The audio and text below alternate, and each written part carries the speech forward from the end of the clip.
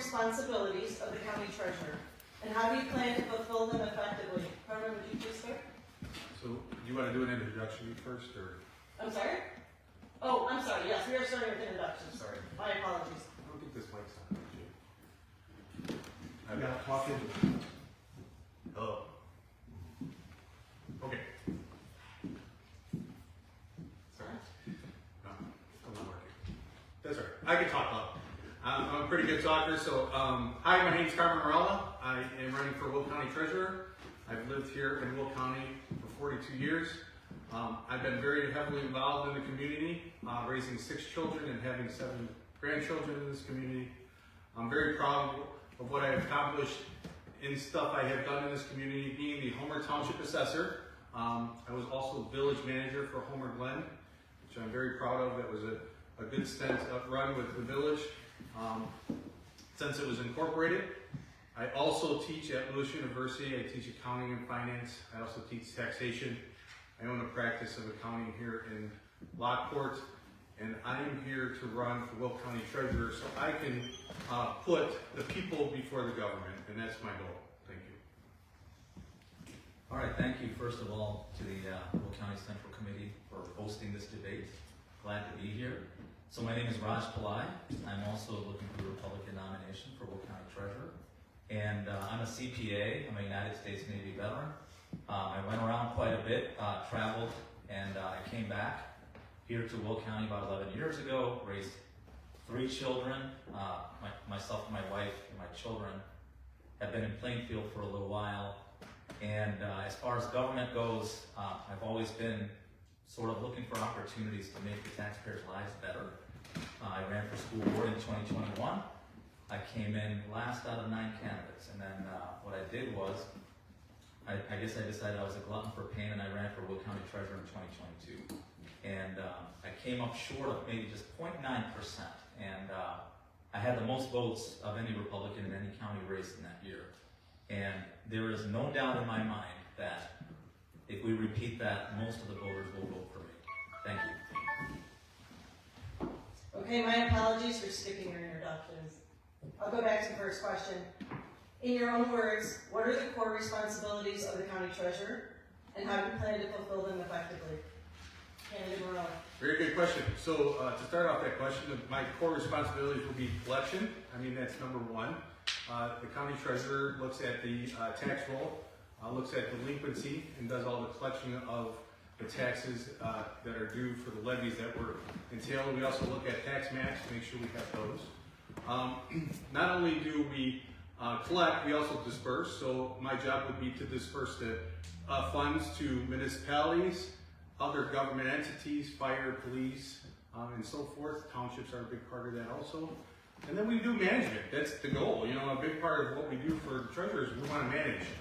You know, a big part of that is investing wisely, making sure that the taxpayers' funds is working for them on a fiscal responsibility. And that's kind of the goal that I want to face going forward in our Treasury Department, so we can make sure that we're utilizing the funds that we are collecting and we're making that money work for us and the people out there that have worked very hard for that.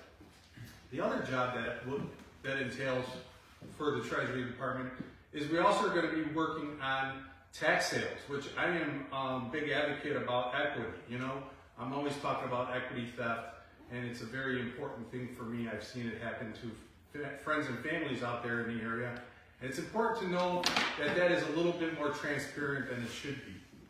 So when we talk about selling the properties, deeds and stuff like that, we want to make sure that it is transparent.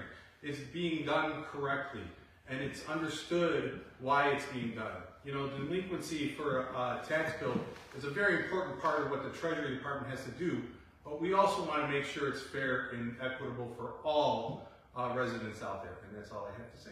Thank you. All right, thank you for the question. You know, I think of this as when my parents first came to this country, we had almost nothing, and they scraped every penny together.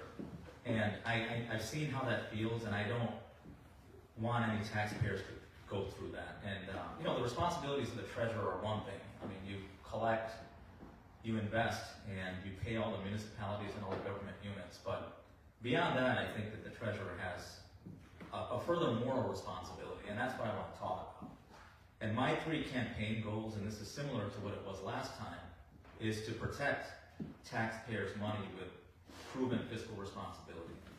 You know, at least from my past, I have experience with that. And also eliminate waste and increase efficiency, as well as demand transparency and accountability from every government official that is inside the county government. And we have a system where recently just many people here were involved with the 0% levy. There is not a single organization, including government, where the executive doesn't have the responsibility to follow the direction that the board sets. It was a 12-10 vote, and the executive decided that she is not going to cut the budget, and it's not her job. I went in there, we spoke about it, and we essentially let the taxpayers know that this is wrong, what the responsibility should be, and once the board sets that direction, the executive better follow it. And once politics is inserted into government like that, these kinds of things happen. And I'm going to stand up. Like I said, the third thing that I talked about was demand transparency. And with the tools that I don't have right now, but I will in the treasurer's office, that's exactly what I'm going to do. Thank you. Thank you very much. I'm going to ask both of you the same question here. In your first 100 days, what's your top priority to put any kind of reforms you have into action? Raj, would you like to start? Sure. You know, it's always interesting when politicians say, hey, on the first day, on day one, I'll do this. But on day one, I think, you know, I'm going to go back to eliminating waste and, you know, having fiscal responsibility for the financials or how the money is managed is one thing. But again, demanding transparency is a mentality. It takes courage to go up to a government official and say, hey, I need this done. And when we have about almost $1 billion that comes into the county, it's ballooned, I think, from 600 million to about 800 million in a matter of years. And about 280 million is the operating budget. And with these types of funds, right now, it doesn't seem like they're being invested properly. And on day one, what I would want to do, I mean, even before the 100 days is over, is create processes so I can hold people accountable. We have departments that are inefficient, whether it's land use, it's even the treasurer's office. And there's many other departments underneath the county executive's purview that are just not run efficiently. And there's a lot of waste in there. But that mentality that I come in with and the direction that I give to my staff in the first 100 days is going to be based on a plan, but it's not only going to be a plan, it's going to be a strategy as to how we're going to execute that. It's one thing to have a plan, but making sure that that strategy is in place as to exactly what we're going to do, that's going to come within the first 100 days, and then we're going to execute on it as soon as that 100 days is over. Thank you. Okay. Would you repeat the question? Absolutely. In your first 100 days, what is your top priority of putting reforms into action? So in the first 100 days, my top priority is operational. You know, I want to look at data coming in, data going out. It gives me a good idea and gives me the analytics I'm going to need. The goal is to be transparent with the residents. I want to put plain English financial accounting in front of our residents. It's number one priority for me. And I may do that in several different ways. One of the biggest ways I want to accomplish this is maybe I do a financial advisory committee where we are able to get that data, look at it with some good financial people and see what we can accomplish. Data is important to me. That's just one part of what I want to do. And the second part is to get that transparency out there. Because without the data and making sure the data is correct as we're collecting it, coming in, are our deposits being collected correctly? The lines that people stand to pay their tax bill, can we make those efficient? So the efficiency of this office is kind of the goal we need to work on. It's all about integrity and getting stuff out there for people to understand what they're actually paying for. I think information is important for our residents. A lot of people don't think that information, so I would like to get more information out there to our residents. That's in the first 100 days. That's like the most important thing. The goal is to take the financial accounting world and make it so we can all understand it on a better level. And I think doing that with charting and but take their budget and put it in a bar graph or some type of information that is easyable to read for our residents, that's my goal in the first 100 days. Thank you. Thank you. This question is to both of you. The Treasurer's Office is meant to operate independently, even when political pressure exists. Can you describe how you would maintain independence from other elected officials while still collaborating effectively? So that's a great question. I'm going to go through an example here with the VAC. I didn't have any power, but a whistleblower stopped by and said, we have mismanagement. And standing up to political pressure is one of those things that I have no problem doing. And, I did it at the VAC and I'll do it again. And the way I did it was, I think many of you taxpayers have seen the video where I sued about 7 people. My heart was beating. At that time, suing 7 people all at once in an open meeting while everybody's watching, it was nerve-wracking. But what that did was essentially,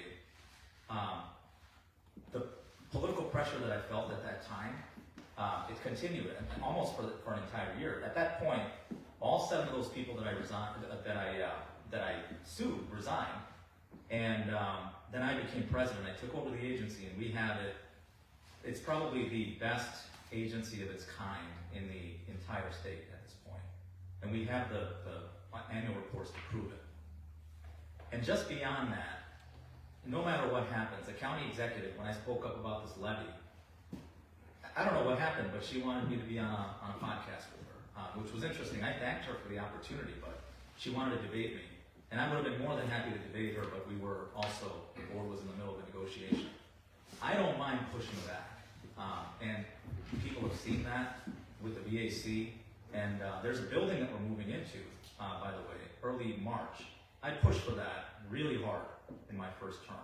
And at the end of the day, it's about preventing these things from happening again, the mismanagement of money, setting the right controls in place, and making sure that I can resist any kind of political pressure that's going to be inserted towards me.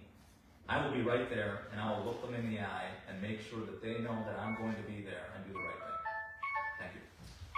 Thank you. Would you like me to repeat? Please. The Treasurer's Office is meant to operate independently, even when political pressure exists.